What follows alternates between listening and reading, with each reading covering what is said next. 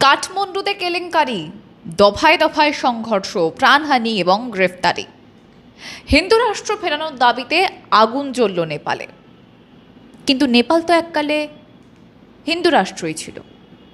এই নেপালই একসময় ছিল পৃথিবীর একমাত্র ঘোষিত হিন্দু রাষ্ট্র। তাহলে এমন কি হলো যার ফলে নেপালে এমন পরিস্থিতি তৈরি হলো?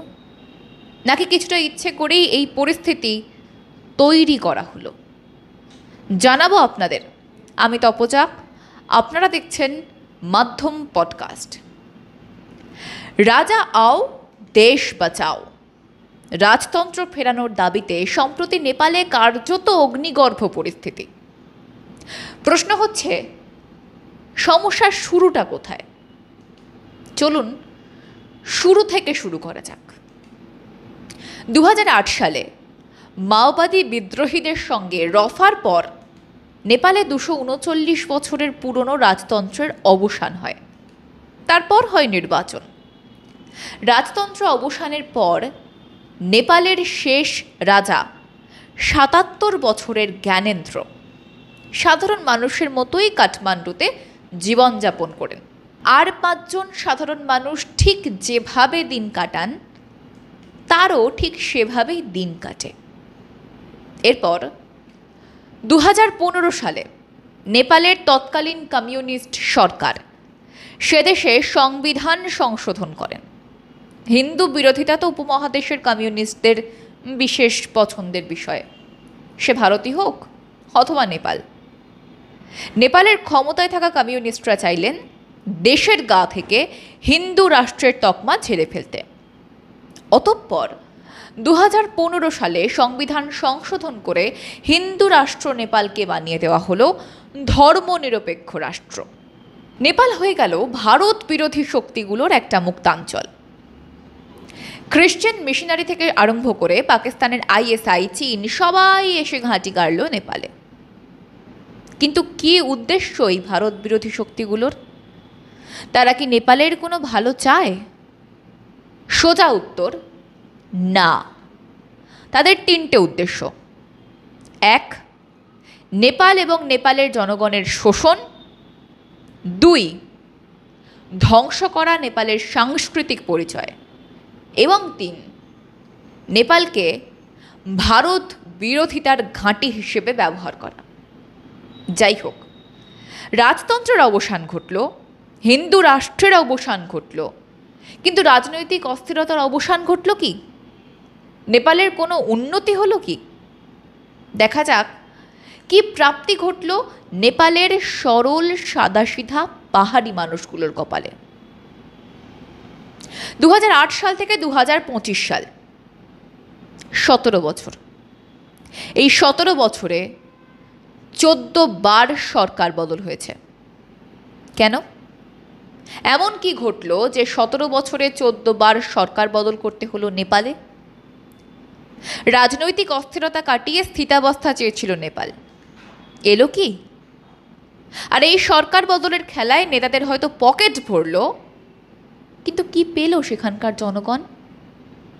মূল্যবৃদ্ধি আর বেকারত্ব পেল। পাহাড়ের কোলে ছোট্ট দেশ নেপাল, প্রকৃতির অপার সৌন্দর্যে মোড়া, পৃথিবীর একমাত্র ঘোষিত হিন্দু রাষ্ট্র নেপাল। প্রভু শ্রীরাম, মা সীতা, গৌতম বুদ্ধের লীলাভূমি নেপাল, অখণ্ড ভারত। এমনকি আরও পিছিয়ে গেলে দেখা যায় সেই বেদের সময় থেকে হিন্দু মন্দির পশুপতিনাথ সেই নেপালেই অবস্থিত। শিকড় যে কোথায় তার হিসেব জানা নেই।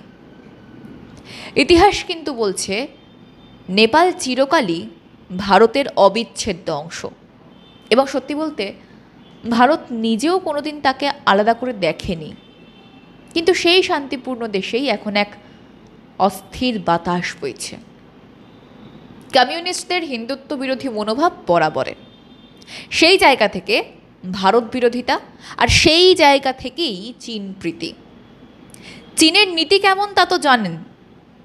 চীন যেখানে ঢোকে সেখানে সে দেশের একটা ক্ষুদ্র গোষ্ঠীকে লাভবান করে। শাসকদের সেই ক্ষুদ্র গোষ্ঠী চীনের থেকে লাভবান হয়ে চীনের আজ্ঞাবাহী দাস হয়ে থাকে, আর সেই দেশের ছাপোষা সাধারণ মানুষকে শাসনের নামে শোষণ করে। চীনের প্রভাব কি মারাত্মক হতে পারে তার জ্বলন্ত উদাহরণ হচ্ছে পাকিস্তান। শুধু পাকিস্তান কেন, শ্রীলঙ্কার হাল দেখুন, মালদ্বীপের হাল দেখুন। সেখানকার সাধারণ মানুষও চীনের খপ্পর থেকে মুক্তি পেতে রাস্তায় নেমে প্রতিবাদ জানিয়েছে। মোদ্দা কথা কি দাঁড়ালো? ভারতের উল্টো সুরে গান গেয়ে নেপাল একটু একটু করে চীনের দ্বারস্থ হতে শুরু করলো। ফলে রাজনৈতিক স্থিতাবস্থা তো এলোই না, বরং পরিস্থিতি উল্টে গেল। দেখুন, ভারতের সঙ্গে নেপালের বহুদিনের সম্পর্ক। ভারত নেপাল ভাই ভাই, সুখে দুঃখে কাঁধে কাঁধ মিলিয়ে পাশে থেকেছে। সেই ভারতের থেকে মুখ ফিরিয়ে যখন নেপাল চলতে শুরু করলো, তখন থেকেই বোধহয় নিজেদের খাল তারা নিজেরা কাটতে শুরু করেছিল। নেপালের আন্দোলনও সেই ক্ষেত্রে এক নতুন সংযোজন। মজার বিষয় হচ্ছে, নেপালের এই আন্দোলনের যিনি নেতৃত্ব দিচ্ছেন সেই দুর্গাপ্রসাই, তিনি নিজেও একজন সেই কমিউনিস্ট ছিলেন। আজ তিনি নিজেই বুঝতে পেরেছেন যে নেপালকে বাঁচাতে হিন্দুত্বই একমাত্র ভরসা। চরম সেই হতাশার দিনগুলো থেকে এখন তিনি বেরিয়ে এসে আন্দোলনের নেতৃত্ব দিচ্ছেন। দেশের মানুষকে বোকা বানানো এতই সহজ?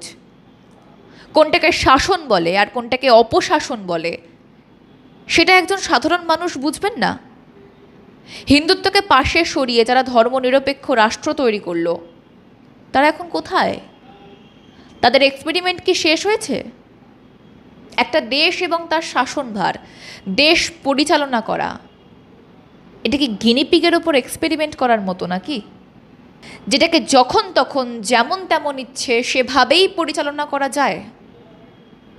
স্বার্থান্বেষী সরকারের অদূরদর্শিতার কারণে আজ নেপাল একটি ব্যর্থ রাষ্ট্র হবার দিকে পা বাড়াচ্ছে। নেপালে এতবার সরকার বদলের কারণে রাজনৈতিক বিশৃঙ্খলা, দুর্নীতি, অর্থনৈতিক অনিশ্চয়তা এবং সাংস্কৃতিক পরিবর্তন মানুষের মধ্যে হতাশা সৃষ্টি করেছে। মানুষকে কনফিউজড করে দেওয়া হয়েছে। ঠিক বেঠিকের দ্বন্দ্বে নেপালের রাস্তায় শুরু হয় তুমুল বিক্ষোভ। আজ তাদের একটাই দাবি, হিন্দু রাষ্ট্রই চায় তারা, হিন্দুত্বকে ফেরাতে চায় তারা। আসলে হিন্দুত্ব কেবল একটা ধর্ম নয়, এটা তাদের জীবনধারা, সংস্কৃতি, ঐতিহ্যের অংশ। দেশকে বাঁচাতে হিন্দুত্বই যে ভরসা সেটা বুঝেছেন নেপালের সাধারণ মানুষজন। তাই এই বিক্ষোভ, হিন্দুত্বের আশ্রয়ে ফিরে আসার আন্দোলন। প্রশ্ন হচ্ছে, এক্ষেত্রে ভারতের কি অবস্থান থাকবে? ভারত তার ঐতিহাসিক, ধর্মীয় এবং সাংস্কৃতিক প্রভাবের মাধ্যমে নেপালকে পরোক্ষভাবে পথ দেখিয়ে চলেছে। কারণ ভ্রাতৃত্ববোধ, কারণ প্রতিবেশীদের প্রতি ভালোবাসা। নেপালের অনেক মানুষ মনে করেন ভারত যেভাবে হিন্দুত্বের পুনর্জাগরণ ঘটাচ্ছে, নেপালেরও সেই পথে হাঁটা উচিত।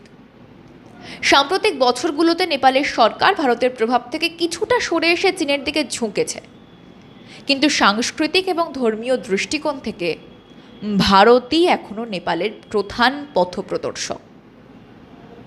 নেপাল ও ভারতের সম্পর্ক ঐতিহাসিকভাবে অত্যন্ত ঘনিষ্ঠ।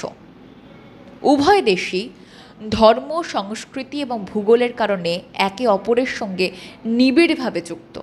উন্মুক্ত সীমান্ত, ভিসামুক্ত যাতায়াত এবং বাণিজ্যিক সহযোগিতা এই সম্পর্ককে আরও মজবুত করে তুলেছে।